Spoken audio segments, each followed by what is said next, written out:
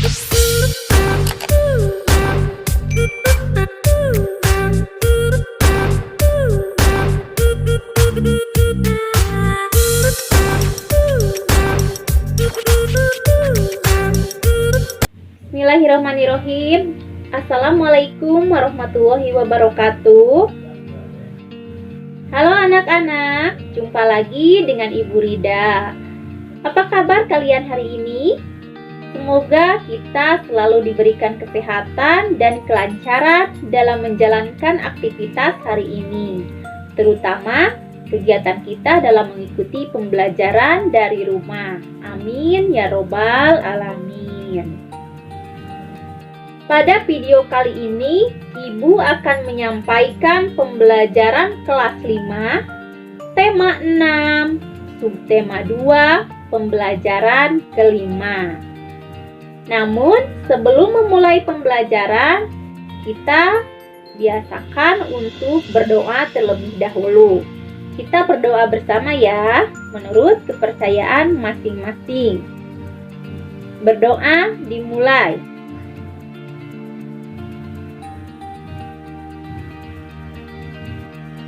Berdoa selesai. Adapun tujuan pembelajaran yang akan kita pelajari hari ini yaitu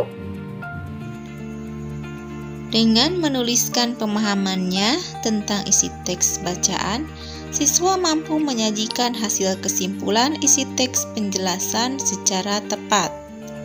Yang kedua, dengan mengisi laporan percobaan, siswa mampu membuat laporan percobaan tentang perpindahan panas secara radiasi dengan benar.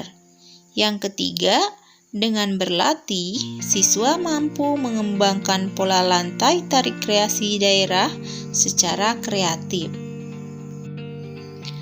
Perpindahan kalor secara radiasi. Bagaimana panas matahari dapat sampai ke bumi? Kalor dari panas matahari tidak dapat berpindah secara konduksi karena udara yang terdapat dalam atmosfer termasuk konduktor yang paling buruk. Kalor dari matahari pun tidak dapat menghantar secara konveksi karena antara matahari dan bumi terdapat ruang hampa yang tidak menghantarkan kalor. Jadi, kalor dari matahari merambat ke bumi tanpa melalui zat perantara. Proses perpindahan kalor yang tidak memerlukan zat perantara dinamakan radiasi. Dapatkah kamu memberikan contoh lain perambatan kalor secara radiasi? Ketika kamu dan teman-temanmu pergi berkemah ke pegunungan, udara di pegunungan sangat dingin. Untuk menghangatkan badan, kamu perlu membuat api unggun. Nah, panas dari api unggun tersebut dapat sampai ke tubuhmu tanpa melalui zat perantara. Perpindahan panas seperti ini dikatakan secara radiasi.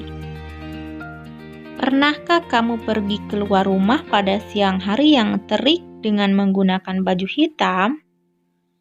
Apa yang kamu rasakan? Ketika kamu keluar rumah pada siang hari yang terik dengan menggunakan baju hitam, badanmu akan terasa panas. Hal ini disebabkan warna hitam merupakan penyerap kalor radiasi yang paling baik. Benda-benda berwarna hitam lebih banyak menyerap kalor dan memantulkan sebagian kalor jika dibandingkan dengan benda-benda yang berwarna putih dan berkilap. Sebaliknya, pada malam hari, orang yang memakai baju hitam merasa lebih dingin daripada orang yang mengenakan baju putih. Tahukah kamu mengapa hal ini dapat terjadi? Hal tersebut dapat terjadi karena pakaian yang berwarna hitam menyerap kalor yang dikeluarkan oleh tubuh. Selanjutnya, mari kita membuat daftar hal-hal penting yang kamu temui pada setiap paragraf di dalam bacaan. Pada paragraf pertama, hal-hal penting dari bacaan. Yang pertama, Kalor dari panas matahari tidak dapat berpindah secara konduksi karena udara yang terdapat dalam atmosfer termasuk konduktor yang paling buruk. Yang kedua, kalor dari matahari tidak dapat menghantar secara konveksi karena antara matahari dan bumi terdapat ruang hampa yang tidak menghantarkan kalor. Yang ketiga, kalor dari matahari merambat ke bumi tanpa melalui zat perantara. Selanjutnya, paragraf kedua. Hal penting pada paragraf kedua yaitu proses perpindahan kalor yang tidak memerlukan zat perantara dinamakan radiasi. Pada paragraf ketiga, hal penting dari bacaan tersebut adalah ketika keluar rumah pada siang hari yang terik dengan menggunakan baju hitam, badanmu akan terasa panas. Hal ini disebabkan karena warna hitam merupakan penyerap kalor yang paling baik. Selanjutnya, mari kita jawab pertanyaan yang ada pada buku siswa halaman 120.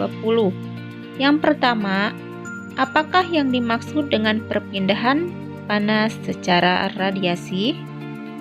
Jawabannya yaitu perpindahan panas secara radiasi adalah proses perpindahan panas yang tidak memerlukan zat perantara.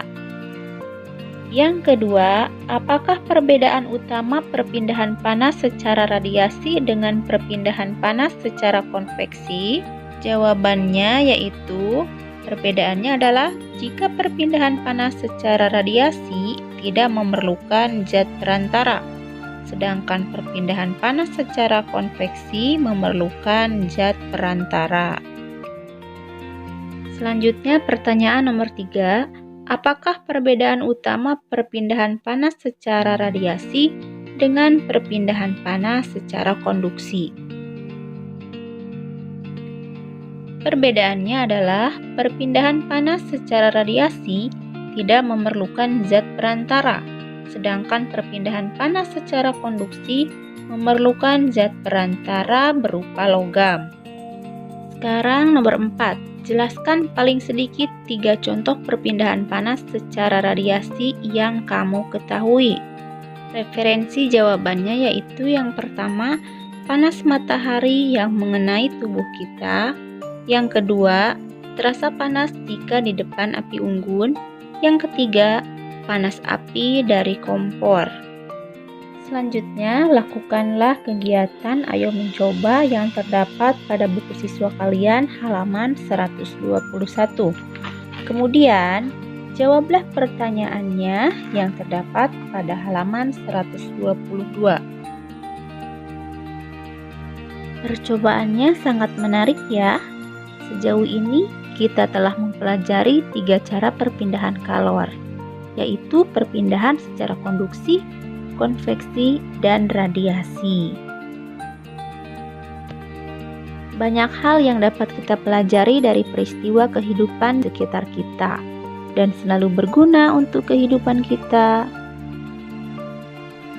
Masih ingatkah kalian dengan beberapa macam pola lantai yang digunakan penari pada beberapa tari daerah? Pelajari kembali contoh pola lantai tersebut. Cobalah untuk membedakan pola lantai tersebut berdasarkan jenis tari tunggal atau berkelompok dan ukuran tarian. Apakah ditarikan dengan kelompok kecil atau kolosal yang melibatkan lebih banyak orang? Pada pertemuan selanjutnya kita akan mengenal tari pendek dari Bali, kemudian bagaimana pola lantainya.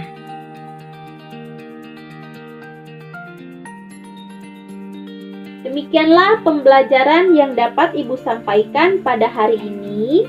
Semoga kalian dapat memahaminya dengan baik dan semoga apa yang kita pelajari hari ini dapat bermanfaat untuk kita semua.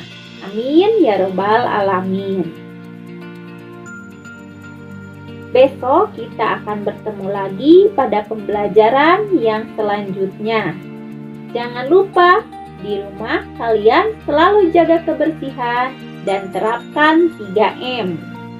mencuci tangan, menggunakan masker, dan menjauhi kerumunan. Tetap semangat untuk belajar di rumah. Wassalamualaikum warahmatullahi wabarakatuh.